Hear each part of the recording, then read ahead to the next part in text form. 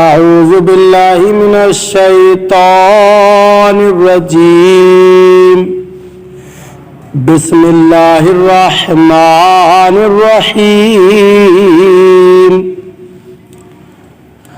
واعتصموا بحبل الله جميعا ولا تفرقوا واذكروا نعمة الله عليكم إذ كنتم أعداء فألف بين قلوبكم فأصبحتم بنعمته إخوانا وكنتم على شفا حفرة من النار فأنقذكم منها كذلك يبين الله لكم آياته لعلكم تهتدون۔ ترجمہ کنزُ الایمان۔ اللہ کے نام سے شروع جو نہایت مہربان رحم والا۔ اور اللہ کی رسی مضبوط تھام لو، سب مل کر اور آپس میں پھٹ نہ جانا، فرقوں میں نہ بٹ جانا، اور اللہ کا احسان اپنے اوپر یاد کرو۔ جب تم میں بیر تھا اس نے تمہارے دلوں میں ملاپ کر دیا، تو اس کے فضل سے تم آپس میں بھائی ہو گئے اور تم ایک غار دوزخ کے کنارے پر تھے، تو اس نے تمہیں اس سے بچا دیا۔ اللہ تم سے یوں ہی اپنی آیتیں بیان فرماتا ہے کہ کہیں تم ہدایت پاؤ۔ ترجمہ کنزُ العرفان۔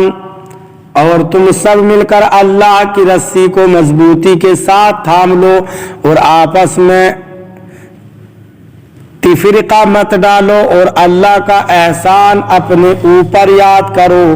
جب تم ایک دوسرے کے دشمن تھے تو اس نے تمہارے دلوں میں ملاپ پیدا کر دیا، پس اس کے فضل سے تم آپس میں بھائی بھائی بن گئے، اور تم تو آگ کے گڑھے کے کنارے پر تھے تو اس نے تمہیں اس سے بچا لیا۔ اللہ تم سے یوں ہی اپنی آیتیں بیان فرماتا ہے تاکہ تم ہدایت پا جاؤ۔ وَاعْتَصِمُوا بِحَبْلِ اللَّهِ جَمِيعًا۔ اور تم سب مل کر اللہ کی رسی کو مضبوطی کے ساتھ تھام لو۔ اس آیت میں ان افعال و حرکات کی ممانعت کی گئی ہے جو مسلمانوں کے درمیان تفریق کا سبب ہوں۔ چنانچہ ارشاد فرمایا کہ تم سب مل کر اللہ تعالیٰ کی رسی کو مضبوطی سے تھام لو اور آپس میں فرقوں میں تقسیم نہ ہو جاؤ، جیسے یہود و نصارہ نے فرقے بنا لیے۔ یاد رہے کہ اصل راستہ اور طریقہ مذہب اہل سنت ہے، اس کے سوا کوئی راہ اختیار کرنا دین میں تفریق کرنا ہے اور یہ ممنوع ہے۔ بعض لوگ یہ آیت لے کر اہل سنت سمیت سب کو غلط قرار دیتے ہیں، یہ سراسر غلط ہے، کیونکہ حکم یہ ہے کہ جس طریقے پر مسلمان چلتے آ رہے ہیں، جو صحابہ رضی اللہ تعالی عنہم سے جاری ہے اور سنت سے ثابت ہے، اس سے نہ ہٹو۔ اہل سنت و جماعت تو سنت رسول اور جماعت صحابہ کے طریقے پر چلتے آ رہے ہیں، تو سمجھایا تو ان لوگوں کو جائے گا جو اس سے ہٹے، نہ کہ اصل طریقے پر چلنے والوں کو کہا جائے کہ تم اپنے طریقے کو چھوڑ دو۔ یہ تو ایسے ہی ہے جیسے ایک خاندان اتفاق و اتحاد کے ساتھ صحیح اصولوں پر زندگی گزار رہا ہو، ان میں سے ایک فرد غلط راہ اختیار کر کے انتشار پیدا کرے تو اس جدا ہونے والے کو سمجھا جائے گا، نہ کہ خاندان والوں کو بھی اتحاد ختم کر کے غلط راہ چلنے کا کہنا شروع کر دیا جائے۔ بعینی ہی یہی صورتحال اہل سنت اور دوسرے فرقوں کی ہے۔ اصل حقیقت کو سمجھے بغیر صلح کلیت کی رٹ لگانا اور سب کو ایک ہی لاٹھی سے ہانکنا سراسر جہالت ہے۔ حبل اللہ کی تفسیر میں مفسرین کے چند اقوال ہیں۔ بعض کہتے ہیں کہ اس سے قرآن مراد ہے، چنانچہ مسلم شریف میں ہے قرآن پاک حبل اللہ ہے، جس نے اس کی پیروی کی وہ ہدایت پر ہے اور جس نے اسے چھوڑا وہ گمراہی پر ہے۔ حضرت عبداللہ بن مسعود رضی اللہ تعالیٰ نے فرمایا حبل اللہ سے جماعت مراد ہے، اور فرمایا تم جماعت کو لازم کر لو کہ وہ حبلullah ہے جس کو مضبوط تھامنے کا حکم دیا گیا۔ یہ یاد رہے کہ جماعت سے مراد مسلمانوں کی اکثریت ہے، یہ نہیں کہ 3 آدمی مل کر جماعت المسلمین نام رکھ لیں اور بولے کہ قرآن نے ہماری ٹولی میں داخل ہونے کا کہا ہے۔ اگر ایسا ہی حکم ہے تو پھر کوئی اپنا نام ایسا ہی حکم ہے تو پھر کل کوئی اپنا نام رسول رکھ کر بولے گا کہ قرآن نے جہاں بھی رسول کی اطاعت کا حکم دیا اس سے مراد میری ذات ہے، لہذا میری اطاعت کرو۔ اعوذ باللہ من جہل الجاہلین، میں جاہلوں کی جہالت سے اللہ تعالی کی پناہ مانگتا ہوں۔ وَاذْكُرُوا نِعْمَةَ اللَّهِ عَلَيْكُمْ، اور اللہ کا احسان اپنے اوپر یاد کرو۔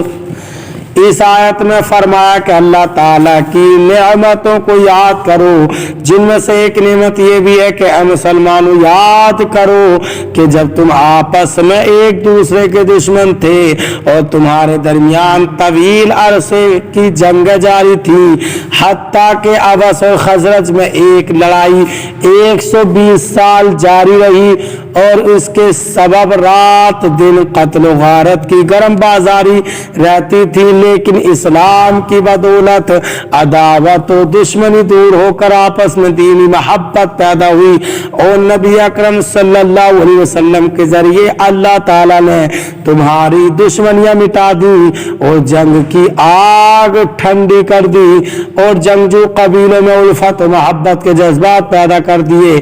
تاجدار رسالت صلی اللہ علیہ وسلم نے انہیں ایک دوسرے کا بھائی بھائی بنا دیا، ورنہ یہ لوگ اپنے کفر کی وجہ سے جہنم کے گڑھے کے کنارے پر پہنچے ہوئے تھے، اور اگر اسی حال پر مر جاتے تو دوزخ میں پہنچتے، لیکن اللہ تعالیٰ نے انہیں حضور اکرم صلی اللہ علیہ وسلم کے صدقے دولت ایمان عطا کر کے اس تباہی سے بچا لیا۔ اس سے معلوم ہوا کہ سرکار دو عالم صلی اللہ علیہ وسلم ہمارے لیے دوزخ سے بچنے کا سب سے بڑا وسیلہ ہے۔ چنانچہ حضرت جابر رضی اللہ تعالیٰ عنہ فرماتے ہیں کہ کچھ فرشتے حضور اقدس صلی اللہ علیہ وسلم کی بارگاہ میں اس وقت حاضر ہوئے جب آپ صلی اللہ علیہ وسلم سو رہے تھے۔ ان میں سے ایک نے کہا یہ تو سوئے ہوئے ہیں، دوسرے نے کہا ان کی آنکھ سوتی اور دل جاگتا رہتا ہے۔ فرشتوں نے کہا آپ کے ان صاحب کی مثال ہے، لہٰذا وہ مثال بیان کرو۔ ایک نے کہا وہ تو سوئے ہوئے ہیں، دوسرے نے کہا ان کی آنکھ سوتی اور دل بیدار ہوتا ہے۔ تو جس نے اس کی دعوت قبول کر لی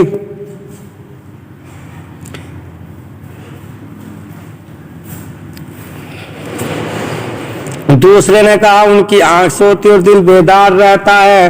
انہوں نے کہا ان کی مثال اس آدمی جیسی ہے جس نے گھر بنایا، اس میں دسترخوان بچھایا اور بلانے والے کو بھیجا، تو جس نے اس کی دعوت قبول کر لی وہ گھر میں داخل ہوا اور دسترخوان سے کھانا کھایا، اور جس نے دعوت قبول نہ کی وہ نہ گھر میں داخل ہوا اور نہ دسترخوان سے کھانا کھا سکا۔ فرشتوں میں سے ایک نے کہا اس کا مطلب بیان کیجئے تاکہ بات سمجھ میں آ جائے۔ ان میں سے ایک نے کہا یہ تو سو رہے ہیں، دوسرے نے کہا ان کی آنکھ سوتی اور دل بیدار رہتا ہے۔ فرشتوں نے کہا گھر سے مراد جنت ہے اور بلانے والے سے مراد حضرت محمد مصطفیٰ صلی اللہ علیہ وسلم ہے۔ تو جس نے محمد مصطفیٰ صلی اللہ علیہ وسلم کی اطاعت کی اس نے اللہ تعالیٰ کی اطاعت کی، اور جس نے ان کی نافرمانی کی اس نے اللہ تعالیٰ کی نافرمانی کی۔ محمد مصطفیٰ صلی اللہ علیہ وسلم اچھے اور برے میں فرق کرنے والے ہیں۔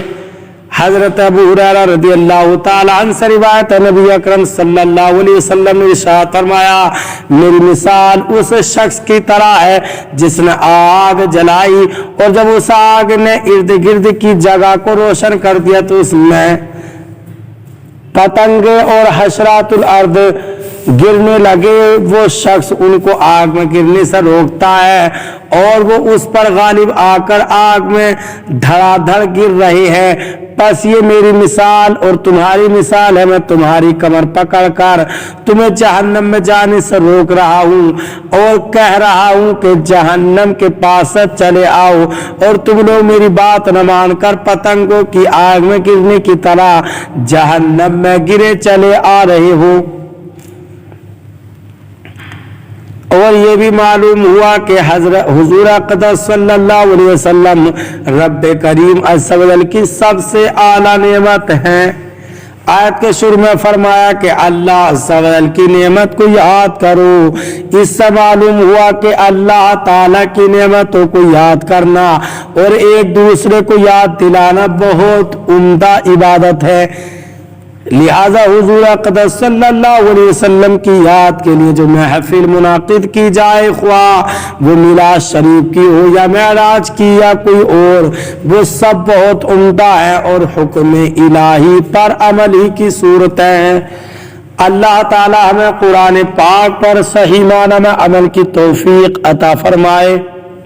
बरादरान इस्लाम, आप तमाम ही हजरात से गुजारिश की जाती है कि खुद भी कुरान पाक की तिलावत और तर्जमा और तफसीर समाअत कीजिए और अपने अजीज़ व अकारिब रिश्तेदारों को भी शेयर कीजिए, ताकि आप इसके ज़रिए सदक़ाए जारिया के मुस्तहिक़ हो जाएं।